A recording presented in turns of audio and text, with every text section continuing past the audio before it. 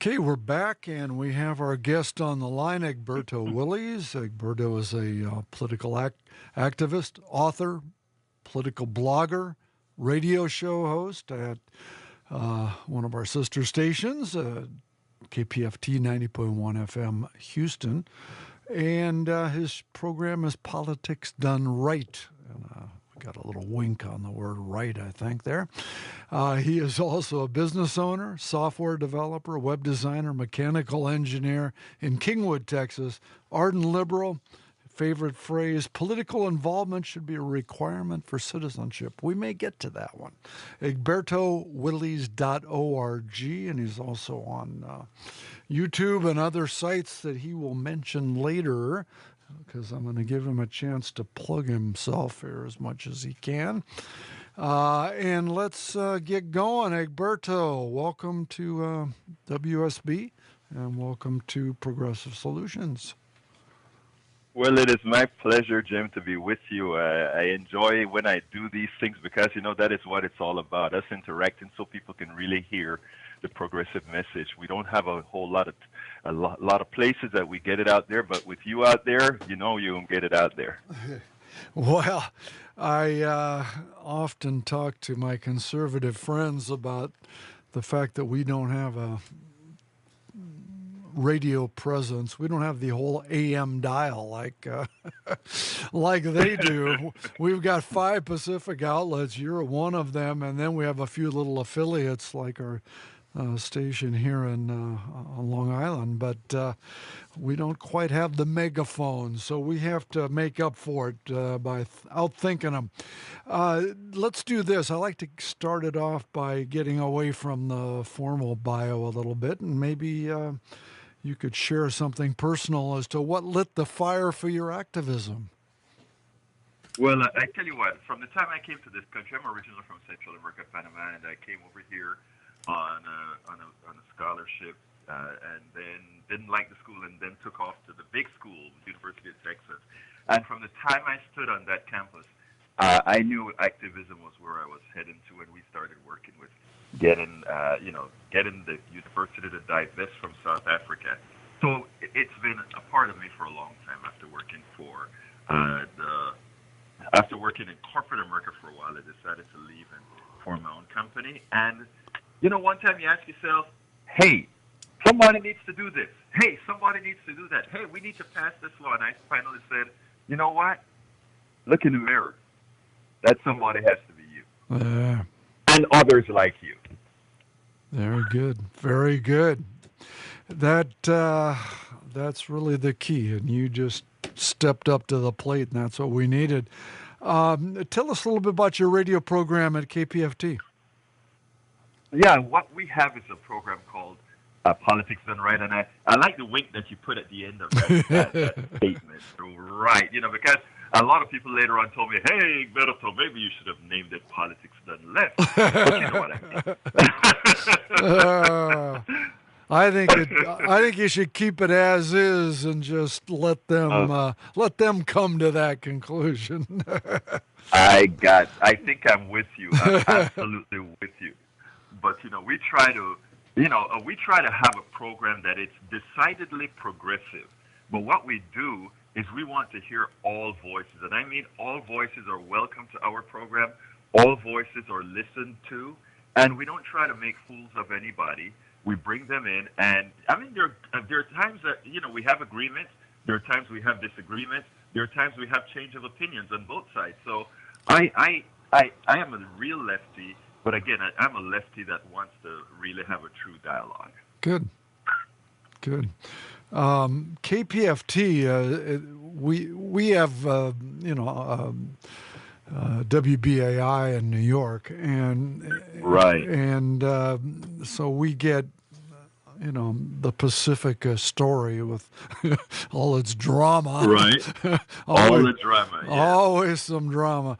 But I recall when I first, I've been doing this 14 years now, I recall hearing that Houston had its transmitter bombed and all kinds of crazy stuff. Is that true?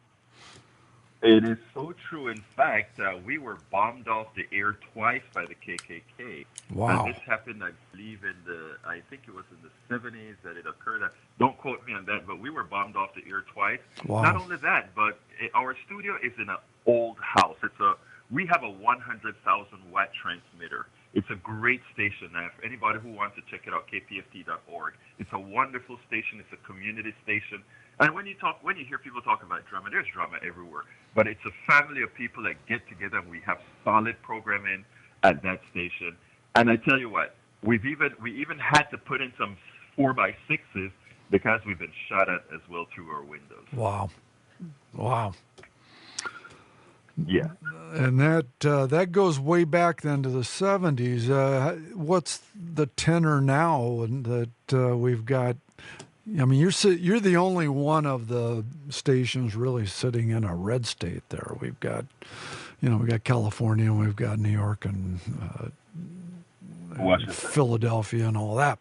But that you guys are the ones really ripe for plucking off there. Has that been a particular problem in the age of Trump or not? No, I don't. What we have become in the age of Trump is a mouthpiece now. For a while we called ourselves Resistance Radio, but I mean we want to be more than just Resistance Radio. We want to be a proactive, progressive station. So I don't know how many know, but we're sort of under new management now, and there's a whole lot of things changing. We have a large internet presence right now.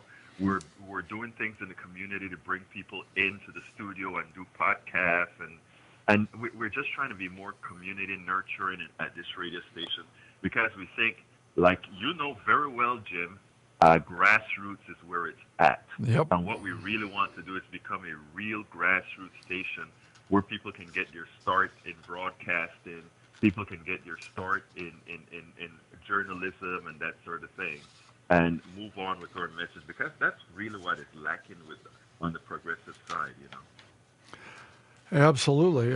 Now, we're university based. Are you on a college campus originally or not? No, we are, believe it or not, we are in a old, over 100-year-old house. Yep. That's been refitted for all the gear that a radio station has. Yep. With 3 studios and a podcast studio in one house. I mean, so it's great. Wow. It's an old place, but it has a whole lot of what is that word that's used? A lot of history and a lot of presence. It's we had 35 whatever it was years, more than that, 38 years in one studio, and finally we had to get kicked out because they had to gut the student union and give it a redo. Right. So we're in new studios that are gorgeous and we love them, but there was something about the old place that was kind of like a little clubhouse, where the big kids could go play, and it was it had that feel to it that it was hard to quantify, but it's there. Let's do this real quick. Not real quick. Let's dive into a couple of issues. And I'm going to pick the first one because I'm the host today. Okay. and you get to pick the next one, though. Okay. So, okay. So let's take one issue, bat it around. I'm just kind of curious your thinking on it, and whether or not you've done programs on it doesn't really matter. But more we're talking about your personal opinions. So let's talk about privatization. I've always said to my uber capitalist friends and family that you can have your markets, just make them fair markets, not your corrupt free markets. But keep your mitts off healthcare and education. That's kind of where I land. What about you? Mm-hmm. Well, I don't think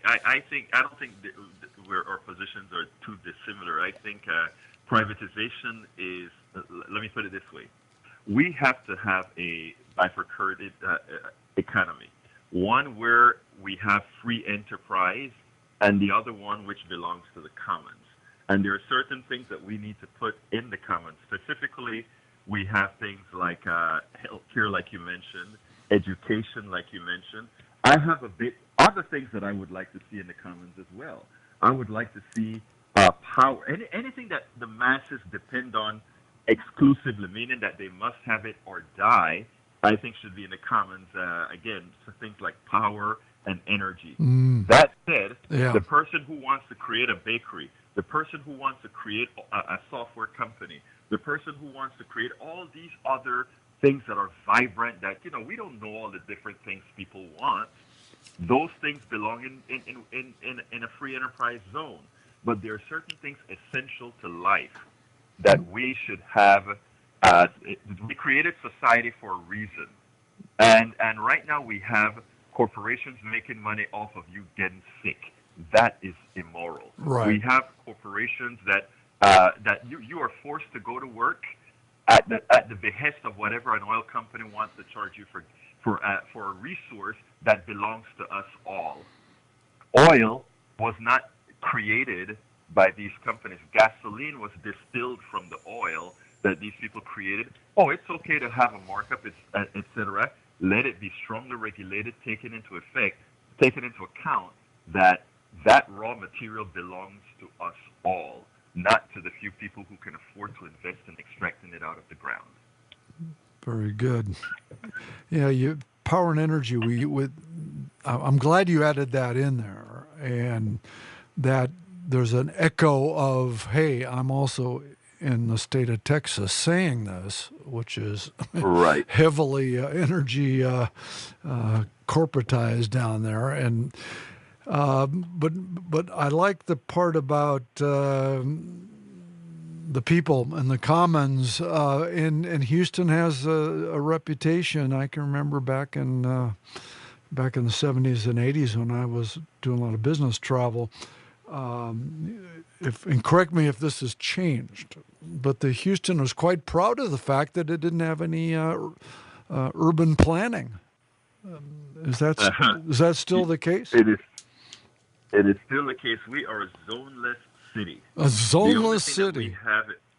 Right. In other words, we don't have zones where only manufacturing can be here, only housing can be here. So what you find out here is you'd find a petrochemical plant a few feet away from a home. When there's a discharge, these people have to go run. We have areas in this city that's called Cancer Alley. Why? Because the benzene and all these outputs from the refineries that line the ship channel, there are people living right up to these places. So, yeah, we still have that reputation. And with that also come severe flooding and all these other issues because, again, it's laissez-faire. Right. And there was that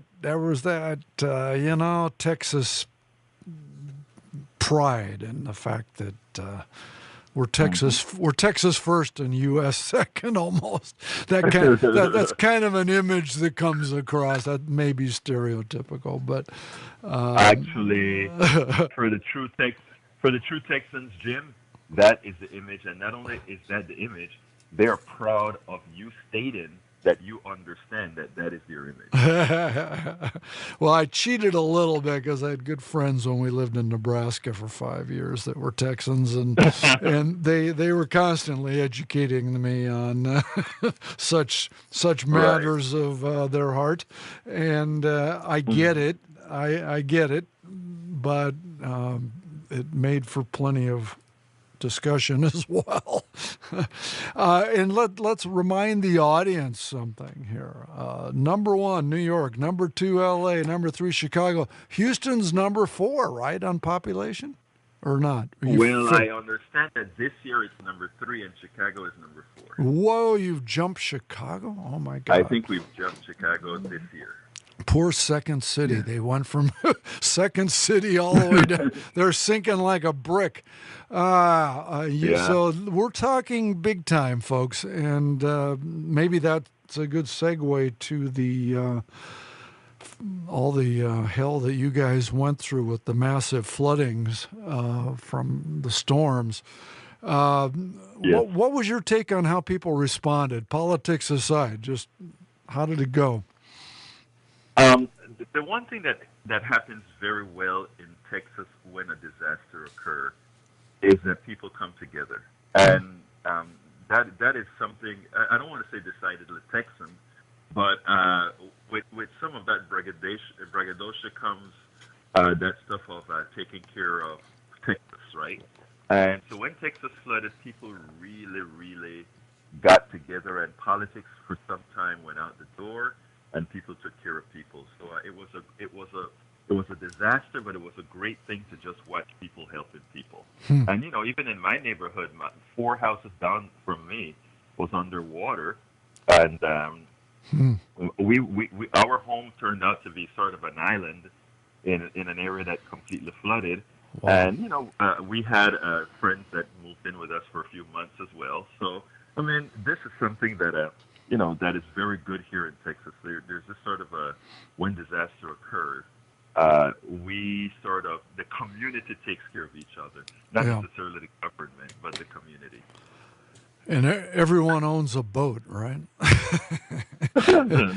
Well, not really. Actually, I was on buy a boat one time, and a friend of mine said the best day of your life is when you buy a boat. The second best time of your life is when you get rid of that boat. So I never bought it. We live on an island, as you can guess, and it seems like when we moved here, we're from California originally, but we moved up here from Hmm. Georgia, and it just seems like everyone had a boat either in the water or in their backyard or some damn place. Right. So and the whole ritual of wrapping them up for the winter and moving them Hmm. from water back to their back to their backyard.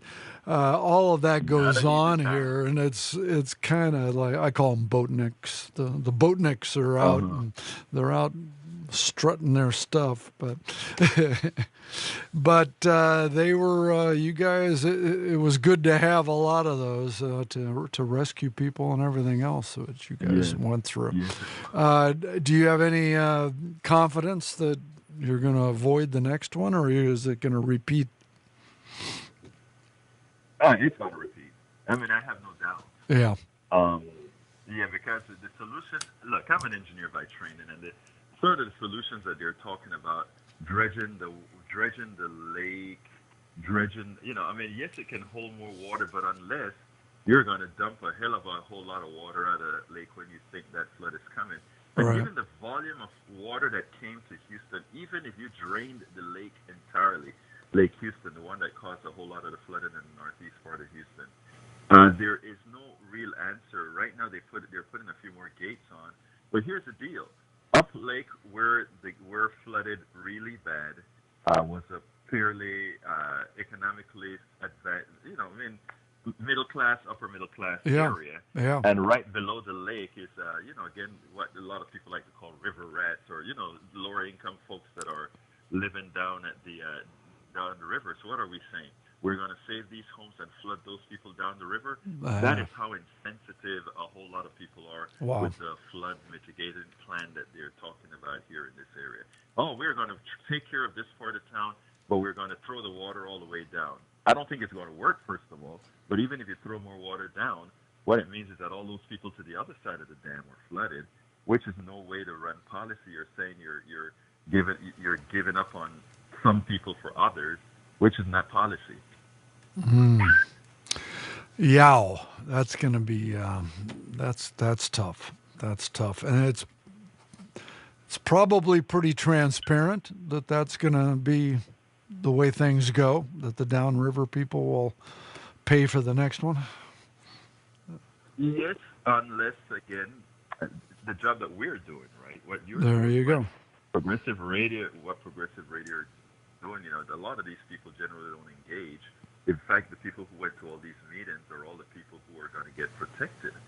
And what we have to do is spread the message from a progressive point of view on Yep. what issues, what we can do, and let these people know that it's worthwhile for them to engage. Because one of the problems is that a lot of folks that don't engage, those people that don't vote, they feel they have no reason to because, you know, They see both Republicans and Democrats, as far as they're concerned, causing them the same harm. Right. Very good. Very good. Let's take that in. Well, I didn't give you your turn on an issue. Oops. That's okay. That's okay. I wanted to segue into how aggressive or how visible the progressives are in Houston. Now we have a little advantage here because we're in a deep blue East Coast situation, even though Long Island's very red, but that's beside the point. We have enough proximity to the city that we're safe in that regard. But you're in a different situation. Are the progressives out there? Are they protesting every week out on the same street corners and that kind of stuff against for peace and justice, or what are they doing? Yes, I am in Houston, Texas, in the biggest county, or one of the biggest counties in Texas. I think it is the biggest county in Texas. And we turned this county completely blue in the last election. This went above and beyond the blue wave. And the reason it occurred, we had progressive groups from Indivisible to PSR, Pantsuit Republic, to Black Lives Matter, to Swing Left.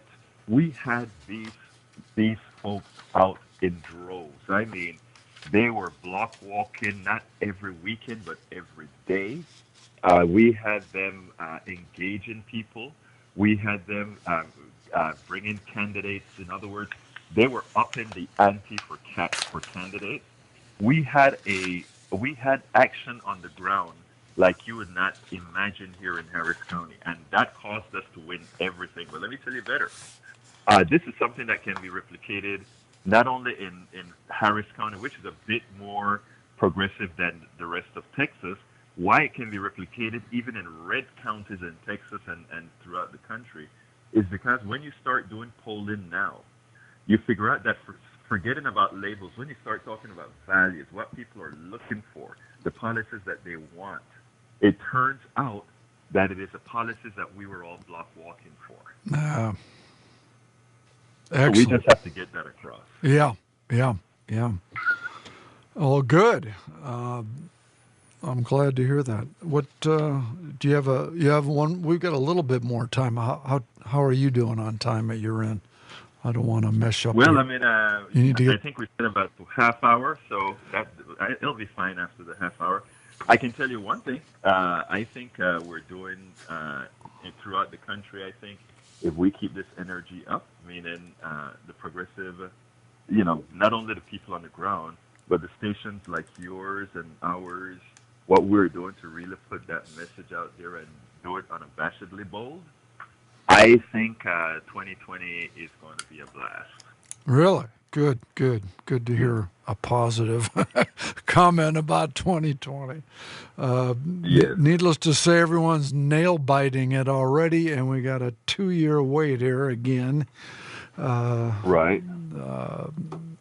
The campaigner in chief never stopped campaigning from his last one. It's the one thing he learned how to do. Right. So it never ends. So you don't feel that campaign fatigue, that rhetoric fatigue that sets in? No, but let me tell you what I feel. I feel the one thing that the media is doing, and when I say media, I'm not talking about the real media. The real media is you and me. Okay? That's the real media. Okay. We're the ones who talk to real people. The other media, they are hyperventilating on Trump, Russia, travel, all these different gates or whatever, things that have no bread and butter meaning to the average American citizen.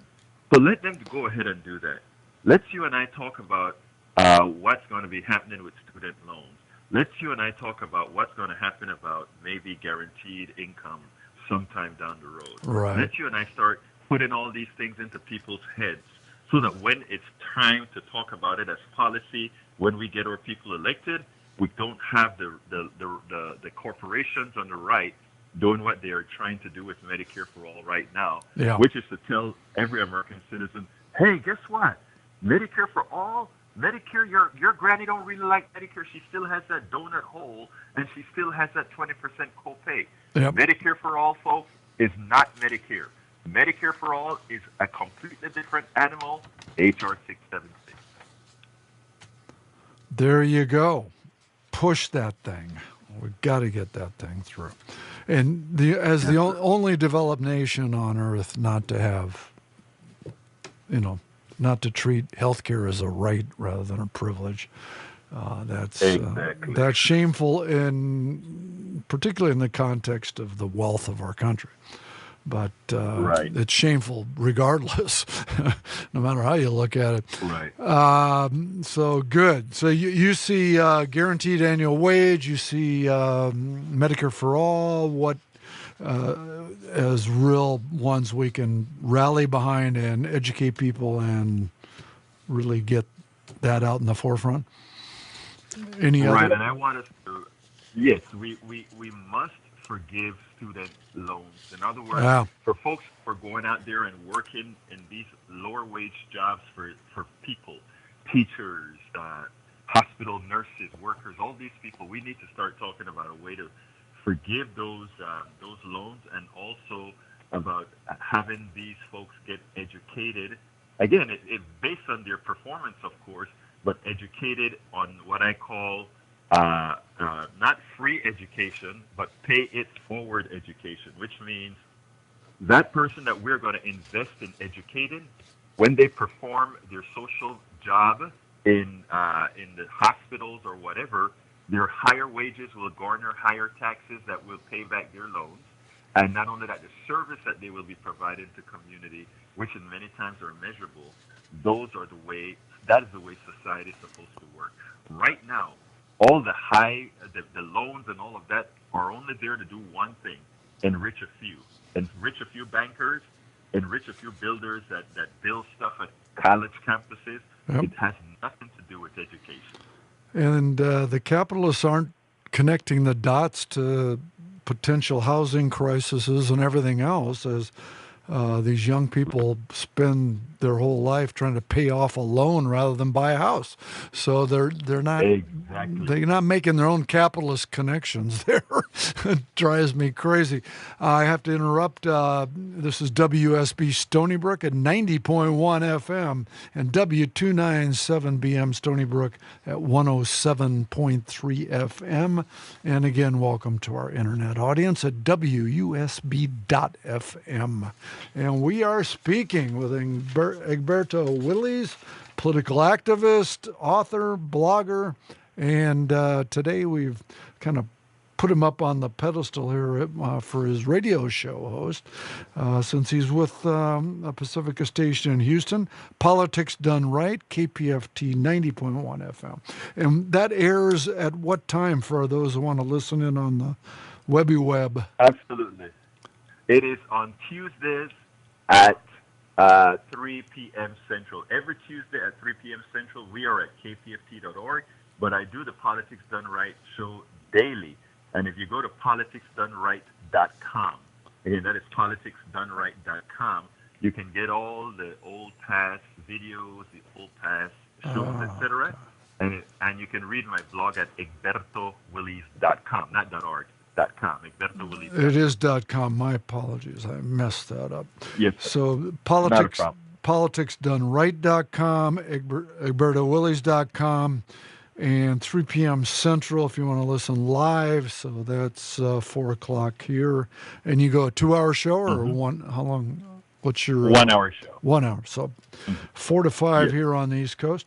And wow, it's been great. I want to have one closing word to the wise. Any advice to our listeners or whatever?